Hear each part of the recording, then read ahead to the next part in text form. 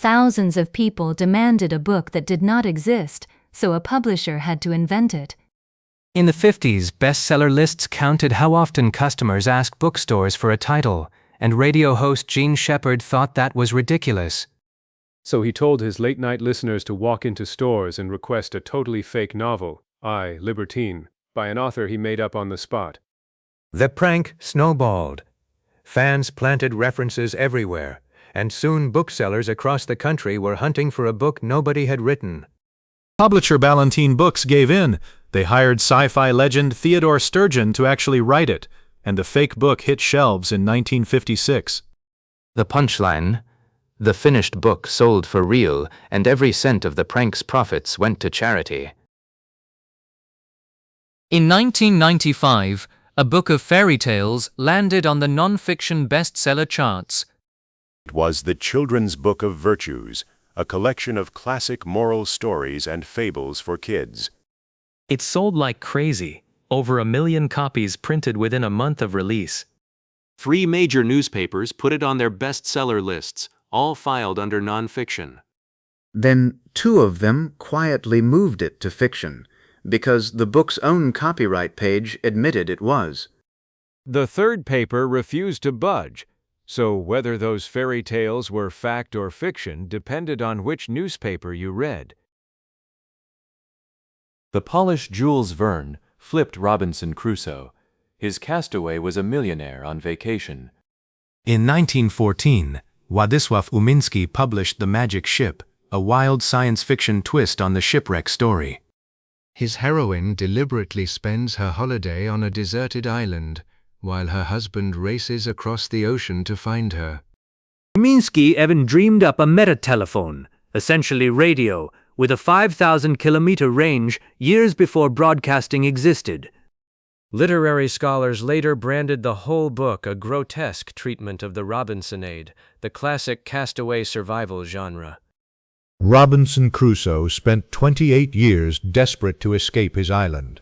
This castaway just relaxed and waited for her magic ship. Censors banned a novel called Bloody Bread for making America look too good. Bloody Bread is a 1912 Polish adventure novel about an immigrant who flees the Prussian army and chases work across the Americas. And the work is exactly what the title promises: brutal shifts on coffee plantations, railroads, and factory floors. But in 1950, Communist Poland's censors blocked a reprint, calling it educationally harmful and, quote, glorifying the United States. Yes, a book about immigrants being worked to the bone was somehow too flattering to America. The censors' outrage barely lasted. 4 years later, they waved the very same book through, and Bloody Bread hit the shelves again. Lego nearly went bankrupt, and its comeback became a business Bible. By the early 2000s, the beloved toy maker was bleeding money on theme parks, video games, and gadgets. Then a new boss made one radical call: go back to the brick. The company even started designing toys with its most obsessed adult fans. The turnaround was so huge, a 2013 book about it, Brick by Brick, became required business reading. Now aerospace and electronics giants study a toy company to learn how to innovate. Pinocchio has a Polish twin, and he's made of clay, not wood. In 1924, a Polish poet wrote about a potter who accidentally sculpts a little boy, who then springs to life.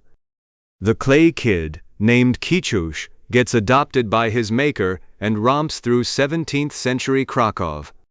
The author loved Pinocchio, but wanted a version soaked in Polish folklore, so wood became pottery clay.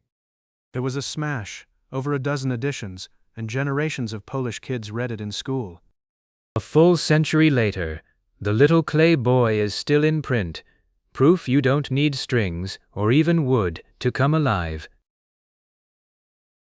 The world's largest John Steinbeck archive exists because one English professor couldn't stop collecting. In the early 1970s, Professor Martha Heasley Cox started gathering everything Steinbeck she could find. Today, the collection tops 50,000 items, from handwritten manuscripts to inscribed first editions and movie memorabilia. Even Steinbeck's widow donated his personal letters and belongings to the growing hoard. And it isn't hidden in some grand museum. It lives on the 5th floor of a university library in San Jose. Best part? The Center's first ever Steinbeck Award didn't go to a writer. It went to Bruce Springsteen.